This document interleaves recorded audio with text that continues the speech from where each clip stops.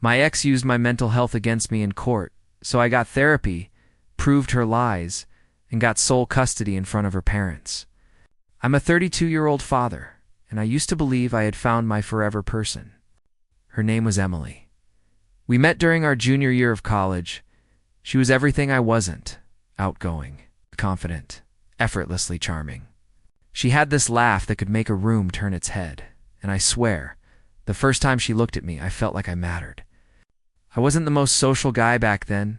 I struggled with mild anxiety and depression, something I was upfront about. I'd learned the hard way that hiding it only made things worse. When I told Emily about it, she didn't flinch. Instead, she took my hand and said, "That just means you feel deeply. That's not a flaw. It's a gift." I remember feeling seen, really seen, for the first time in my life. She'd bring me little notes during stressful weeks saying things like, "You've got this. I believe in you."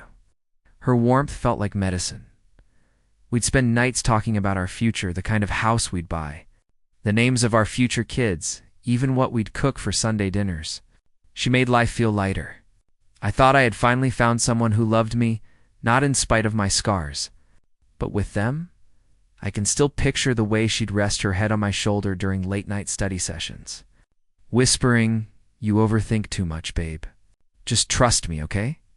And I did. God, I trusted her with everything: my dreams, my fears, my heart. If someone had told me back then that the same woman who once kissed my forehead during a panic attack would someday use my mental health against me, I would have laughed. But love can turn sharp, and I didn't know yet that every tender word she spoke was also learning where to aim when things fell apart. At first, I thought the shift was just life getting heavier: work, bills, responsibilities. But slowly the tone of our marriage started to change. The same woman who once told me my anxiety made me beautifully human began sighing every time I mentioned feeling low. Arguments that used to end in apologies now ended with her crossing her arms and saying, "God, you're so dramatic. You always make everything about your feelings." The first time she called me unstable, it was during a stupid argument about dirty dishes. I'd had a rough day at work, came home exhausted, and forgot to wash them. She snapped. I tried to explain myself, and she said, "You're acting like a child. Maybe you need to talk to your therapist about how to clean up after yourself." It stung, not because of what she said, but how easily she weaponized the one thing I'd trusted her with. Over time, I found myself editing who I was around her. If I felt anxious, I'd smile through it. If I needed space, I'd apologize for it. Every word, every gesture became a calculation. How do I keep the peace? How do I avoid becoming the problem? Meanwhile, she started working later and later. "Just projects," she'd say, tossing her phone on the couch like it burned her hand. I'd stay up waiting for her, staring at the clock, that quiet ache of dread gnawing in my stomach. When she did come home, she smelled like expensive perfume I didn't recognize. But what scared me more wasn't the possibility she was lying. It was how easily she dismissed me when I asked. "You're imagining things again?" she'd say, brushing past me like I was invisible. It was subtle at first, but I felt it. Love turning into something sharp. And even though I couldn't prove it yet, I knew something inside her had changed. And not for the better. It happened on a Thursday night, one of those ordinary evenings that blindside you. Emily had fallen asleep on the couch with her phone still glowing in her hand. I don't know what made me look. Maybe it was instinct, or maybe it was the weeks of her late nights, her distracted smiles, her sudden need for privacy. The screen lit up with a message that said, "Last night was worth the risk." My stomach dropped. I scrolled up, my hands shaking so badly I could barely grip the phone. There it was. Weeks of messages with a coworker named Ryan, jokes, inside references, complaints about me calling me fragile, too sensitive, emotionally draining. And then pictures. The kind that left no room for interpretation. When I woke her up, I was shaking. Not angry yet, just broken. "Emily, who's Ryan?" I asked quietly. Her eyes flicked to the phone, then back to me. And without missing a beat, she said, "You're doing it again." "Doing what?" letting your paranoia take over. This is what I mean. You twist everything. You're sick, and you need help. Wow, that word sick. It hit harder than the affair itself. Because in that moment, she wasn't denying what I saw. She was using my mental health to erase it, to make me doubt my own eyes. I remember sitting there, the silence heavy, realizing that she didn't even care if I believed her. She just wanted control of the narrative. That night, I packed a bag and left with our daughter asleep in my arms. I told myself it was temporary, that maybe, with distance, we'd figure something out. But deep down, I already knew it was over. What I didn't know was that walking away wouldn't be the end of the war. It would be the beginning. I thought leaving would bring peace, that we could separate quietly, focus on our daughter, and rebuild some sense of normalcy. But Emily didn't want peace. She wanted power. 2 weeks after I moved out, a manila envelope arrived at my door. Inside were divorce papers, and a motion for sole custody. Her reasoning, mental instability. I remember sitting there, reading those words over and over like they were written in another language. The same anxiety and depression I had spent years managing, the same things, which once praised me for being open about, were now her weapons. Her lawyer claimed I had episodes, that I was emotionally unpredictable. Even that I'd once threatened to harm myself in front of our daughter. Lies. Half-truths and exaggerated therapy notes ripped out of context. I couldn't breathe.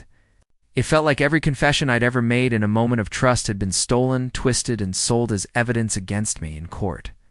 Her voice trembled with well-rehearsed fragility. "I love him," she told the judge, "but he's not well. I'm just trying to protect our daughter." Behind her sat her parents, the same people. Used to call me the best thing that ever happened to Emily. They wouldn't even look at me. Friends started to pull away. I could see it in their faces, doubt. Whispered questions. Maybe she's right. Maybe he's not stable. I wanted to scream, to show them the texts, the proof of her lies. But somehow I became the villain in her story. That day, the judge granted her temporary custody and ordered an evaluation for me. I walked out of that courtroom feeling hollow, stripped of my role as a father, and branded with a label I didn't deserve. But I wasn't broken yet. Not completely. I just hadn't realized how much lower she was willing to go. The courtroom was colder than I expected, not just in temperature, but in spirit. I sat at the defendant's table, palms sweating against the wood, while Emily took her place across the room. Behind her, her parents sat upright and stiff, like they were attending a funeral. Their glares were daggers, disappointment mixed with disgust.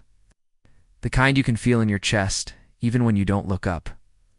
When Emily began to testify, her voice trembled just enough to sound sincere.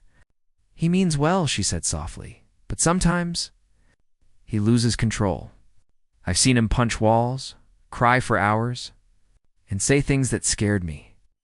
She dabbed her eyes with a tissue, her lawyer's hand resting gently on her shoulder like they'd rehearsed every move.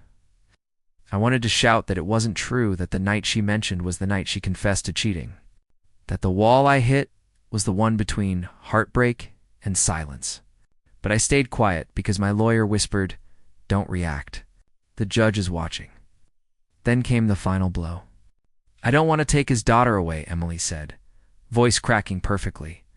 "I just want her to be safe." The words echoed.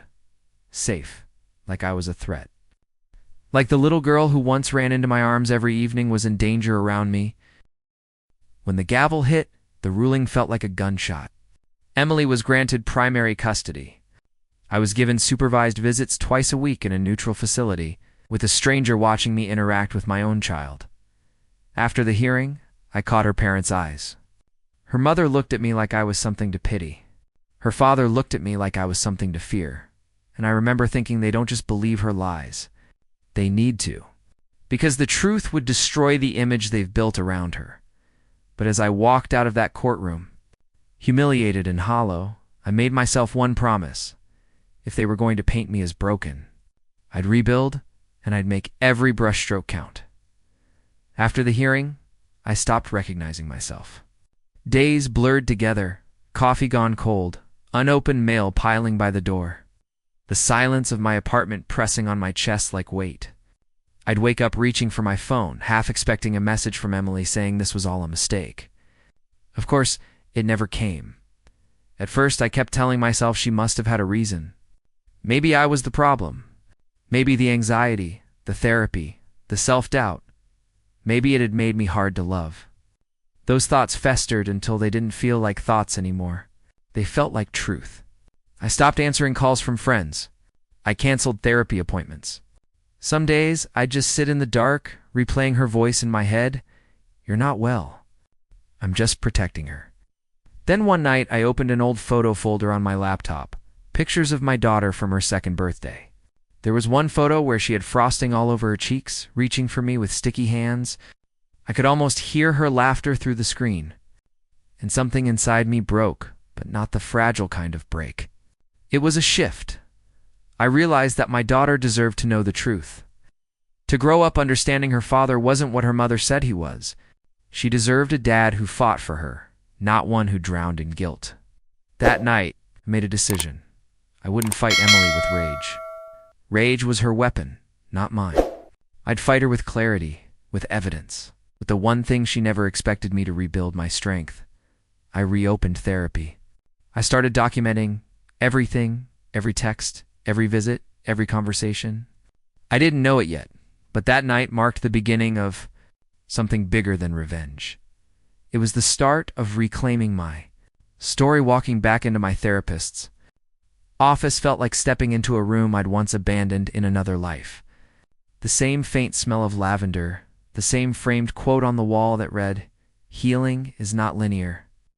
This time, though, I wasn't there to fix things for Emily, or for the court, or even for appearances. I was there for me at first. The sessions were hard.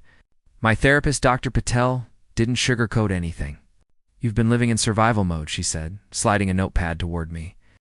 "Now it's time to learn how to live again." She had me write down every thought, every emotion, every interaction with Emily. It wasn't about building a case yet. It was about reclaiming control. I started small morning walks, meditation, actually eating breakfast instead of coffee and regret. Slowly, the fog lifted. My anxiety didn't vanish, but it stopped ruling me. I began documenting everything. Texts from Emily. Every visitation detail, even the tone she used when she spoke to our daughter during pickups.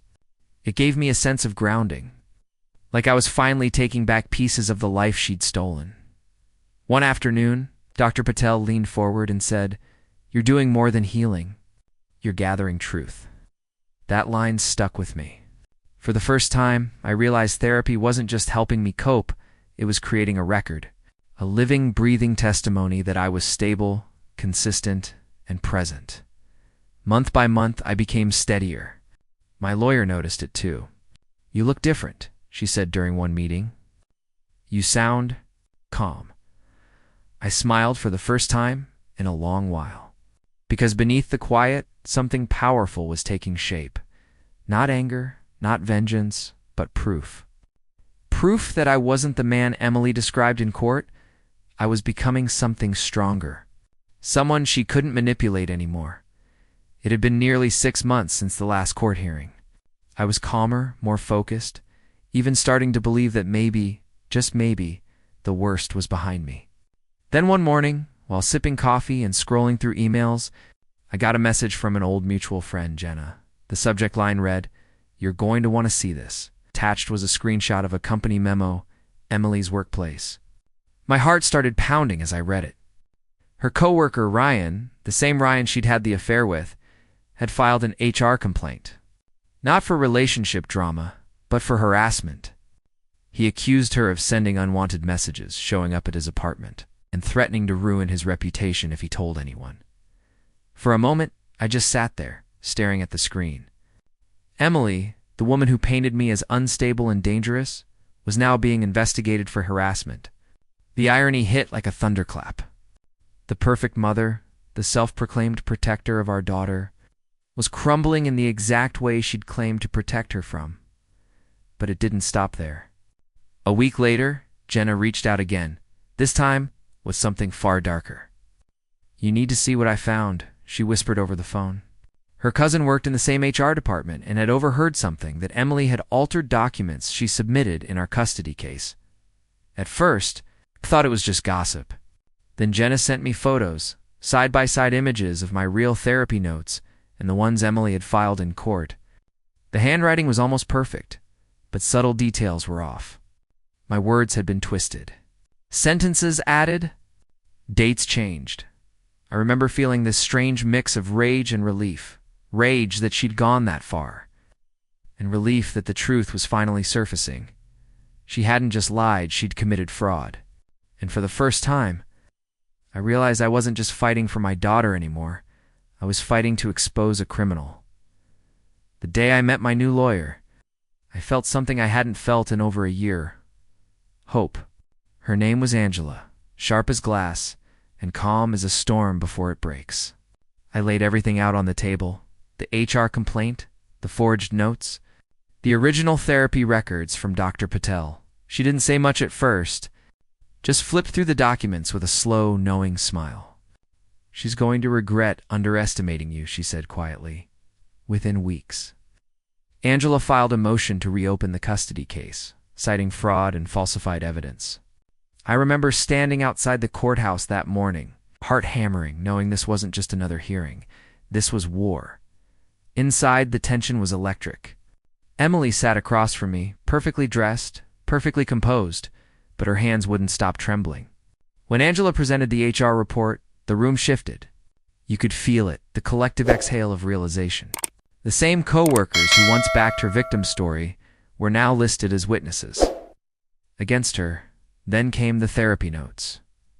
Dr. Patel testified, her voice steady but fierce. "These are my real records," she said, holding up the originals. "In these," she glanced toward Emily's table, "are forged." For a second I looked at Emily, really looked at her. Her expression cracked. Her lawyer tried to object, but the judge overruled. Every lie she'd built began to crumble, piece by piece. Right there under fluorescent lights, behind her, her parents sat frozen. Her father leaned in, whispering something to her mother. But she just shook her head slowly, disbelief painted across her face. They weren't angry. They were ashamed. I should have felt triumphant, but all I felt was exhaustion. Years of pain, humiliation, and gaslighting were finally being peeled back to reveal the truth. And for the first time in a long time, the truth was finally on my side. The courtroom felt heavier that day. Not loud, not chaotic, just heavy. Like everyone could sense that something was about to break. Emily sat at the witness stand, her hands clasped so tightly her knuckles turned white. For the first time since all this began, she looked smaller. Not the confident, composed woman who once controlled every narrative, but someone cornered by her own lies. Angela's voice was calm, surgical. "Mrs. Reynolds, can you confirm that these therapy notes were submitted as part of your custody affidavit?" Emily nodded stiffly. "And can you confirm this is your handwriting? On the added entries, the ones that weren't in Dr. Patel's originals?" A pause. You could hear the shuffle of paper and the creak of chairs. Then, softly, Emily said, "I may have adjusted a few lines. I was just trying to protect my daughter." "Protect her," Angela repeated. "By fabricating medical evidence?" Emily's voice cracked. "You don't understand?" He was unstable. I needed the court to take it seriously." The judge leaned forward, his expression grave. "Mrs. Reynolds, do you realize what you're admitting to? This is perjury. You've manipulated evidence in a custody case, one involving your own child." Tears streamed down her face, mascara smudging in dark streaks. She tried to speak again, but her words dissolved into sobs. The courtroom sat in stunned silence. Even her lawyer looked shell-dashed shocked behind her. Her parents stared straight ahead, their faces pale, their daughter's empire of lies collapsing in front of them. Her mother clutched her purse like it was the only solid thing left in the world. And me. I didn't smile. I didn't gloat. I just sat there, breathing finally, fully for the first time in years. The same truth she buried to destroy me had risen, unstoppable, to bury her instead. When the judge returned to the bench, the room felt frozen in time. I could hear the faint hum of the overhead lights, the shuffle of papers, and the echo of my own heartbeat. He adjusted his glasses, glanced at both tables, and said, "After reviewing all evidence, including the falsified documents and the testimony, provided the court has reached a decision." Her hands were clenched under the table. I didn't dare breathe. "The father," he continued, "has demonstrated emotional stability, accountability, and consistent progress in therapy.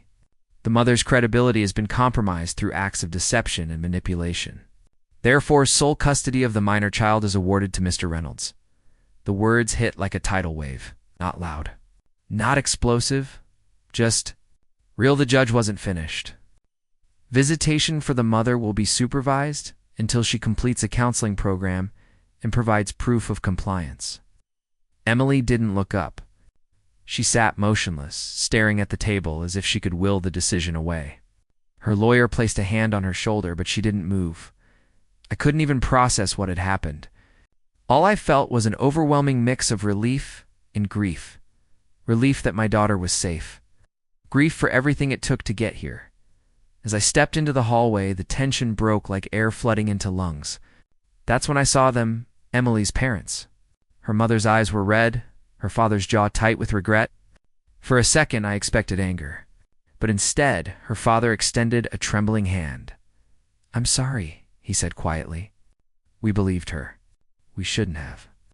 Her mother nodded, whispering we didn't see her clearly until today. I just nodded. There was nothing left to say. Justice didn't feel like victory. It felt like release.